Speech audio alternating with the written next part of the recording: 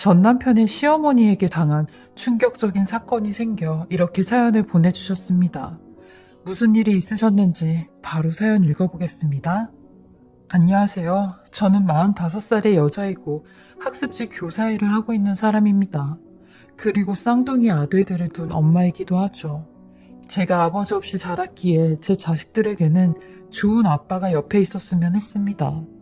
근데 인생이 제 맘과 같지 않더라고요. 제 불행했던 유년기 시절을 되물림하기 싫었거든요. 한 번은 어렸을 때 엄마에게 나는 왜 아빠가 없냐고 했어요. 그러니 엄마는 저 태어나기 전에 아빠가 돌아가셨다고 했죠. 그래서 그런 줄로만 알고 있었는데 중고등학생이 되면서 아빠 살아계신 걸 알게 되었어요.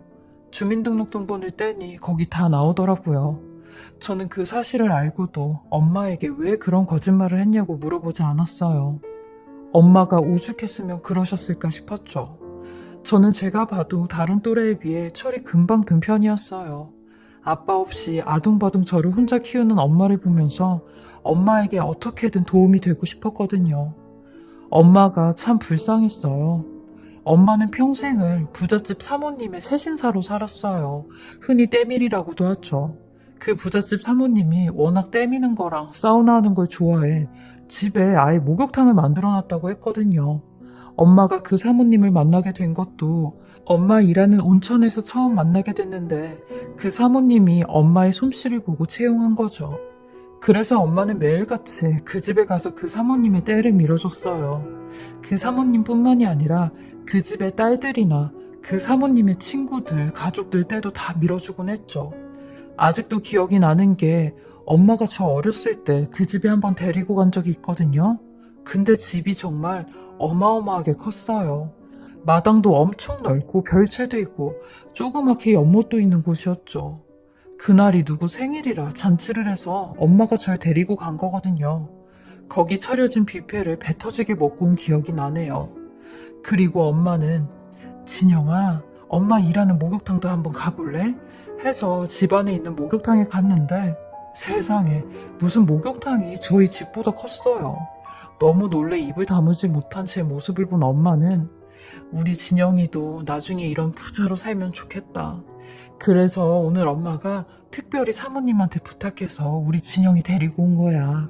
우리 딸도 이런 좋은 기운 받았으면 해서 하며 제 머리를 쓰다듬어 주셨죠. 저도 엄마가 이런 부잣집에서 일을 하니 예전에 목욕탕에서 일을 했던 것보다 훨씬 더 낫다는 생각이 들었어요. 예전에 목욕탕에서 일하실 때는 30분에 한 명씩 손님을 받아가시며 아침부터 저녁까지 일을 하셨거든요. 그리고 저희 엄마가 일하는 곳이 온천이라 평일 주말 상관없이 바쁘셨어요. 엄마도 일부러 사람이 많은 온천으로 가셔서 일을 하셨거든요. 그렇게 하루 종일 일을 하고 들어오시면 완전히 녹초가 되셔서 옷도 못 벗고 주무시는 날이 대부분이었어요. 근데 부잣집에서 일을 하시면서 그렇게 몇 시간 동안 일을 안 하셔도 그만큼의 돈을 벌 수 있으니 엄마에게는 잘된 일이라고 생각했습니다. 엄마도 제게 일이 훨씬 수월해서 편하다며 이제는 엄마 걱정하지 말라고 했어요. 그래서 정말 그런 줄만 알았습니다. 근데 실상은 그게 아니더라고요. 저희 엄마는 그 집에서 세신일 뿐만 아니라 그 집 사모님의 종노릇까지 하고 있었던 겁니다. 그렇게 번 돈으로 저 대학 보내고 시집까지 보내신 분이셨어요. 그리고 10년 전 폐암으로 생을 마감하셨죠. 저는 이런 엄마의 숭고한 희생에 보란듯이 잘 살고 싶었습니다. 엄마는 매번 입버릇처럼 너는 내 인생 닮으면 안 된다. 나처럼 궁상맞게도 살지 말고 남편 없이 살지 말고 너 아껴주는 사람 만나서 행복하게 살아. 엄마는 그걸 못했잖니. 그러니까 우리 딸이라도 잘 살아야지 하셨는데 저는 이 말을 지키지 못했어요. 왜냐면 전 이혼도 하고 재혼도 했거든요. 제가 처음 결혼을 한 건 31살 때였는데 전 남편을 소개로 만났어요. 그리고 소개를 시켜준 사람이 바로 엄마가 모신 사모님이었습니다. 사모님은 본인의 목욕탕 멤버 중 친한 아주머니의 아들을 소개해준 거죠. 엄마는 그 얘기를 사모님한테 듣고는 저한테 무조건 만나보라고 하셨어요. 그 멤버 아줌마들도 다들 한 자락씩 하는 부자들이라면서요. 엄마는 제가 아직 그 남자를 만나지도 않았는데 무슨 결혼이라도 시키는 것 마냥 좋아하시며 진영아, 엄마가 그 집에서 10여 년 동안 그 만화님 모신 게 다 헛된 일은 아닌가 보다. 다 보람이 있는 일이었나 봐. 이제 우리 딸 인생에도 꽃피는 날이 오네. 그러니까 그 남자 만나보고 잘 좀 해봐, 응? 이라고 했어요. 저는 이런 엄마한테 엄마, 그 사람들 우리 집 형편은 다 알고 있는 거야? 다 알고 있다면 왜 나같이 볼 것도 하나 없는 가난한 여자를 만난다고 해? 라고 하니 그 사람들은 이미 돈은 가질 대로 가져서 돈 많은 며느리보다 인성 좋고 착한 며느리들을 더 선호한다고 그러더라고.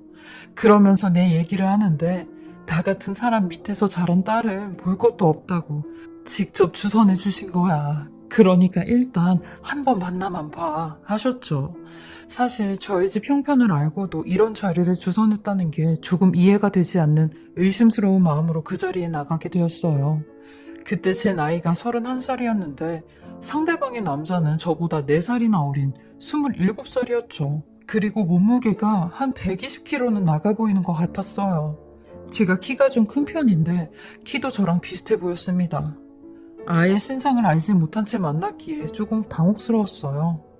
그리고 그 사람은 자기 직업이 건물을 여러 채 운영하는 부동산 투자자라고 했는데 말이 투자자지 그냥 건물주더라고요. 집에 돈이 많으니 건물 몇 채 자기 이름 앞으로 해두고 월세를 받아서 사는 사람이었어요.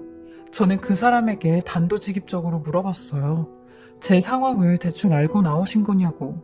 저는 직업이 좋은 직업도 아니고 문제집을 만드는 출판사에 다닌다고 했어요. 그리고 나이도 그쪽보다 많고 집안도 형편이 어렵다고 했죠. 그러니 본인한테는 그런 게 중요하지 않대요. 자기는 뭐 영혼의 짝을 더 중요하게 생각한다나 뭐라나. 아무튼 저는 그 사람 자랑만 듣다가 집에 돌아왔어요. 솔직히 저 사람이 아무리 돈이 많고 내가 부족한 사람이라고 해도 저런 남자랑 만나고 싶진 않더라고요. 남들이 들으면 배부른 소리 한다고 하실 수도 있겠지만 저도 여자로 태어난 이상 한 번뿐인 인생 내가 사랑하는 사람과 살고 싶었어요. 지금 생각해보면 그때의 전 돈보다 사랑이 우선인 감성주의자였네요. 엄마는 제가 집에 들어오자마자 저를 붙잡으며 잘 만나고 왔냐고, 어떻게 연락처는 서로 주고받았냐고 물어보시는데 저렇게 기대에 찬 엄마의 눈을 저는 처음 보는 것 같았어요. 그 눈을 보니 설마 사랑하는 사람을 만나고 싶다라는 말을 못하겠더라고요. 더 굶어봐야지 정신이 드는 배부른 소리였죠. 그렇게 저는 어떻게든 그 사람과 만남을 가져야 했고 만나다 보면 사랑보다 정이 쌓이겠지 싶었습니다. 그 사람 또한 제가 마음에 들었는지 먼저 연락이 왔고 저희는 6개월 정도 연애를 하고 바로 결혼을 하게 되었어요. 사실 결혼을 한 것도 엄마를 위해서였습니다. 내가 이 사람과 결혼을 하면 엄마가 행복해야 하니 나 하나 혼신해서 잘 살면 되겠다 싶어 결혼을 했죠. 그렇게 엄마가 모신 사모님의 목욕탕 멤버 중 한 사람이 저희 시어머니가 되었어요. 저희 엄마나 시어머니도 서로를 잘 알고 있었는데 엄마가 일주일에 한 번씩 시어머니 떼를 밀어줬대요.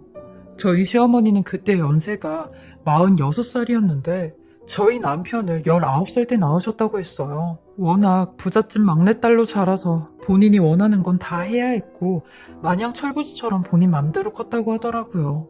그러니 18살 때 임신이 된 거죠.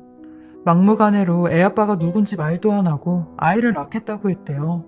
그래서 남편은 본인 친아버지 얼굴도 모르죠. 제가 봐도 저희 시어머니 성격이 아주 고집불통인데다가 본인 맘에 안 들면 깨물고 소리 지르시고 그러세요. 집에 돈은 많으니 사고치면 다 돈으로 해결을 했죠. 그리고 본인 얼굴이랑 몸에도 얼마나 투자를 많이 하시는지 46살처럼 보이지도 않았어요. 저랑 둘이 어딜 나가면 실제로 자매 사이냐고 할 정도였거든요. 정말 제가 봐도 참 젊어 보이셨어요. 그렇게 남편과 결혼을 했는데 저희 시어머니는 남편마저 집에 나가면 그 큰 집에 혼자 살아야 된다고 들어와서 살라고 하셨죠. 저한테는 일말의 권한도 없었습니다. 왜냐면 저는 그 집에서 철저히 을이었거든요. 아니 을보다 병이나 정에 가까웠죠. 저는 남편과 딱 한 달 같이 살아보니 왜 이 사람이 나 같은 사람과 결혼을 했는지 알겠더라고요. 남편이 좀 이상했습니다. 요즘 말로 흔히 완전체 인간이라고도 부르는데 겉으로는 정상적인 기능을 하는 듯 보이나 대인관계나 사회생활에서 누구나 이해 가능한 일반적인 일들을 남편은 이해하지 못하는 어려움을 겪었어요. 아무리 설명을 해도 다시 원점으로 돌아오는 메비우스의 띠 형태를 띠는 사람이었죠. 예를 들면 마트에서 장을 보는데 여보, 집에 사과 다 떨어졌지? 라고 물어보면 작년에 베트남에서 먹은 사과 맛있었는데 라며 엉뚱한 대답을 해요.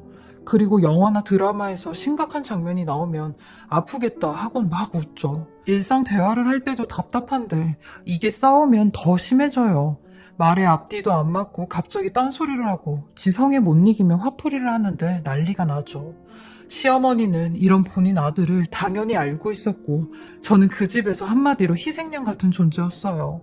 그냥 애만 낳아주고 남들한테 보여지길 남편의 아내로만 있어주면 되는 존재였죠. 그리고 부잣집에 시집와도 돈 한 번 제대로 쓸 수 없었는데 시어머니께서 돈 관리를 하셨어요. 그러다 보니 저한테는 단돈 1원도 주지 않으셨죠. 저는 제 생활비를 제가 벌어서 써야 하는 신세가 되었어요. 그래서 학습지 교사 일을 했던 거고요. 살면서 이혼 생각을 수천 번 수만 번 했습니다. 근데 시험관 아이로 쌍둥이 아들들이 태어났고 아들들을 보면서 마음을 달랬어요. 그리고 무엇보다 저희 엄마의 기대를 저버리고 싶지 않았습니다. 하지만 종당엔 남편이 바람을 피우더라고요. 남편 말로는 지가 가진 게 돈밖에 없는데 돈으로 못하는 게 뭐가 있냐며 여자도 내 마음대로 만날 수 있다고 하는데 그 말에 12년 동안 쌓았던 모든 인내가 한 번에 터져버렸습니다. 그래서 이혼하자고 했죠. 그러니 시어머니는 이혼하려면 애들은 놔두고 빈몸으로 나가라고 하는 겁니다. 여태 그지 같은 너를 데려다가 먹여주고 재워주고 했더니 이혼 얘기를 꺼내냐며 나가라고 소리를 지르시는데 저도 그렇게는 못한다고 했어요. 12년 동안 제가 이 집에서 어떻게 살았는데 빈몸으로 나가냐고 소송 건다고 했죠. 그렇게 저는 이혼 소송을 통해 양육권은 가지고 오지 못했지만 재산분할과 위자료는 받아왔어요. 돈이 있어도 저한테 남은 건 아무것도 없더라고요. 아이들도 볼 수 없었고 엄마마저 2년 전에 세상을 떠나시니 외롭더라고요. 그래서 혼자 살면서 강아지를 한 마리 키우게 되었는데 자주 다니던 동물병원에서 운명처럼 남자를 한 명 만나게 되었습니다. 저보다 12살이나 많은 57살의 동물병원 원장이었는데 그분도 이혼을 하셨어요. 그분과 이런저런 얘기를 하다 보니 저랑 통하는 부분도 많고 좋아하는 거나 비슷한 것들도 많았어요. 그리고 무엇보다 아버지가 없이 자란 제게 이런 나이 많은 사람은 굉장히 푸근하게 느껴졌죠. 맨날 4살이나 어린 전남편과 살다가 이런 사람을 만나니 심적으로도 편하더라고요. 그렇게 2년간 서로 좋은 인연으로 알고 지내다가 그분이 먼저 재혼 얘기를 꺼내셨고 저는 같은 실수를 반복하긴 싫다고 하였어요. 하지만 묵묵히 제가 마음의 문을 열 때까지 기다려주셨죠. 그리고 이분의 자녀들도 만나보았는데 참 아버지를 사랑하고 아끼는 걸 알 수 있었던 게 저와의 재혼을 적극적으로 지지하더라고요. 그렇게 저는 또 한 번의 결혼을 하게 되었습니다. 결혼이라고 할 것도 없이 조촐하게 가족들과 식사를 하는 자리였는데 저는 부를 사람이 저희 쌍둥이 아들들밖에 없었어요. 10살 때 시댁에 두고 나온 저희 쌍둥이들은 벌써 초등학교를 졸업할 나이가 되었고 변성기도 오고 제법 남자가 되어가고 있었죠. 저는 쌍둥이들에게 조심스럽게 저희 재혼 사실을 알렸고 다행히 식사 자리에 나오겠다고 하더라고요. 엄마 없이 지네 둘이 의지가 돼서 사는 모습에 가슴이 많이 아팠어요.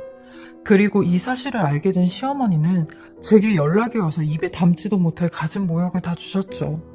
어떻게 네가 우리 아들을 버리고 재혼을 할 수 있냐는 등 이런 싸구려 같은 애가 우리 쌍둥이들 엄마인 게 치욕스럽다는 등 듣기 힘든 말을 해대셨어요. 저는 그런 시어머니의 말에도 아랑곳하지 않고 대꾸도 안 하고 번호 바꿔버렸습니다.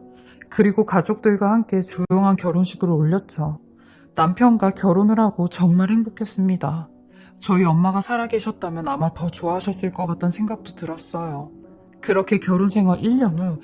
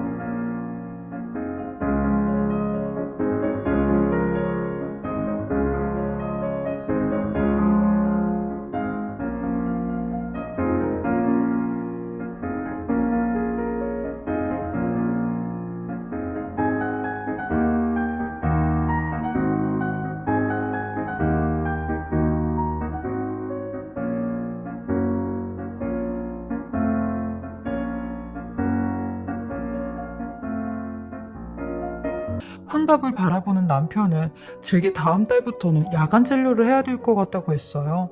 남편의 딸이 미국으로 유학을 가게 되었는데 1년에 학비로만 7천만 원 정도 든다고 했죠.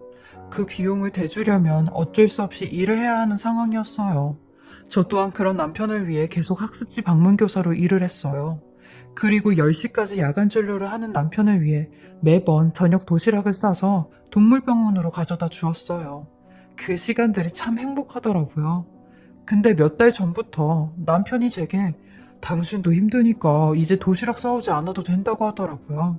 저한테 미안하다며 괜히 나 때문에 당신까지 고생시키는 것 같다고 했어요. 그리고 요즘 야간에도 진료하는 걸 아는 보호자들이 많이 찾아온다고 저녁 먹을 시간이 없을 것 같다고 했죠. 그래서 저도 그런 줄만 알았습니다. 그러던 어느 날 남편이 감기 기운으로 몸이 안 좋을 때였어요. 오늘은 야간 진료 보지 말고 일찍 들어오라고 했는데 기어코 야간 진료를 보는지 밤 8시가 돼도 안 들어오더라고요. 저는 걱정이 되는 마음에 차를 끌고 남편의 동물병원으로 갔습니다. 힘들어할 남편을 퇴근 후에 데리고 오려고요.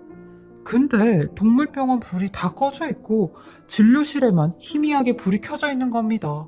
저는 순간 남편에게 무슨 일이 생겼는지 알고 병원 문을 여니 문도 잠겨져 있길래 도어락을 열고 들어갔죠.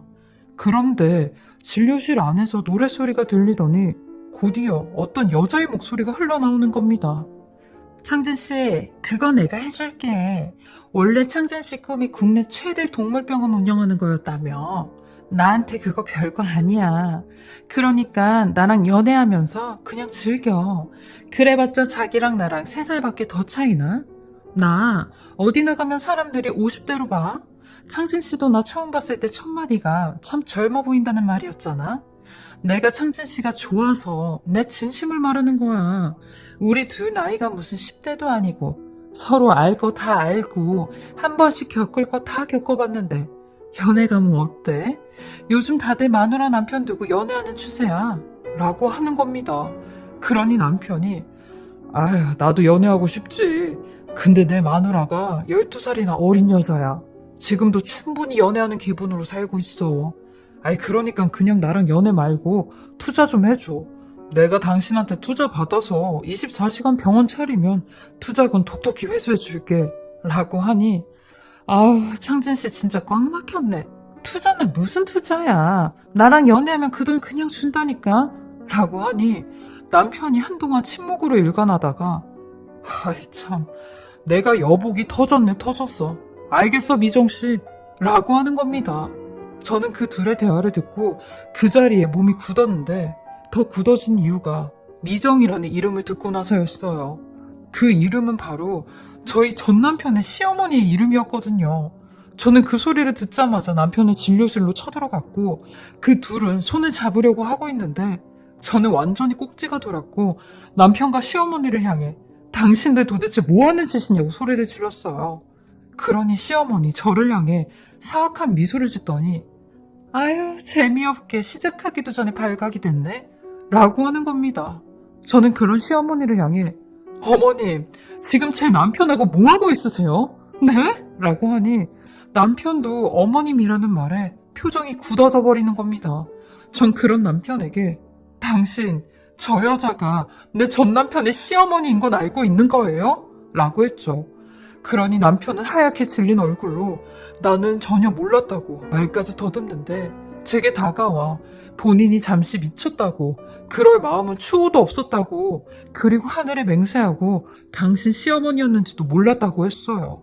그리고 시어머니는 남편의 뒤에서 절 향해 한박 웃음을 지으시더니 얘 원래 남의 떡이 더 맛있어 보이는 거야. 네가 우리 아들 버리고 더 잘난 남자 만났다고 하길래 내가 이 사람 좀 뺏어보려고. 근데 이렇게 나타나서 방해를 해? 너는 아무튼 나한테 도움이 안 되는 X야 라고 하는데 남편은 이런 시어머니를 내쫓으며 이런 정신 나간 여자를 다 봤냐고 나가라고 막 끌어내더라고요. 남편은 제 앞에서 당신이 생각하는 그런 건 없었다고 나는 억울하다고 하는데 남편의 말이 귀에 하나도 안 들어왔어요. 그리고 다음날 시어머니는 절 찾아와 네 남편이 우리 둘 사이에서 아무 일도 없었다고 했지? 우리 이미 갈 때까지 간 사이야. 너는 어떻게 66살인 나한테 네 남편을 뺏기니? 나이만 어리면 뭐해? 돈도 뭣도 없는 주제에. 네 남편도 내가 돈 많은 걸로 넘어온 건 아니? 너 이 세상 살아봐. 돈이 최고야. 라고 하는데 전 그런 시어머니에게 물 한 바가지 끼얹고 싶은 심정이었어요. 알고 보니 시어머니 저희 쌍둥이 아들들에게 제 남편에 대한 이야기를 꼬치꼬치 깨물으셨고 아예 작정을 하고 접근을 했더라고요. 시어머니는 끝까지 제게 니까짓 게 우리 아들 버리고 우리 손자들 버리고 내 재산까지 뺏어가고 우리 집안을 능욕해? 너는 이미 내 소나기에 걸린 벌레야. 내가 손바닥만 치면 네 목숨은 끝나는 거라고. 라는 시어머니에게 저도 당신 아들이 모자라서 모질이라서 이혼당한 주제에 어따 대고 큰 소리예요? 아님 당신 아들 모자란 거 엄마인 당신이 이딴 짓거리 하면서 인정하는 거예요? 라고 했어요. 시어머니는 절 향해 몇 번이나 손이 올라가는데 저도 가만히 안 있었죠. 그렇게 시어머니와 한바탕 하고 집에 들어와 남편한테 내가 실수했다고 했어요. 내 인생에 두 번 다시 남자는 없는 게 맞았다고 했네요. 그리고 짐 싸들고 집을 나와버렸습니다. 현재는 진지하게 머리 깎고 비구니로 절에 들어갈까 생각 중입니다. 저한테 있는 재산도 다 절에다 기부하고 그냥 무소유로 살까 생각 중이에요. 결국 제 신수를 제가 망친 것 같아요. 전생에 뭔 죄를 이리도 크게 졌는지 계속 벌을 받고 있는 것 같아요. 그냥 보통의 여자로 사는 게 참 힘이 드네요.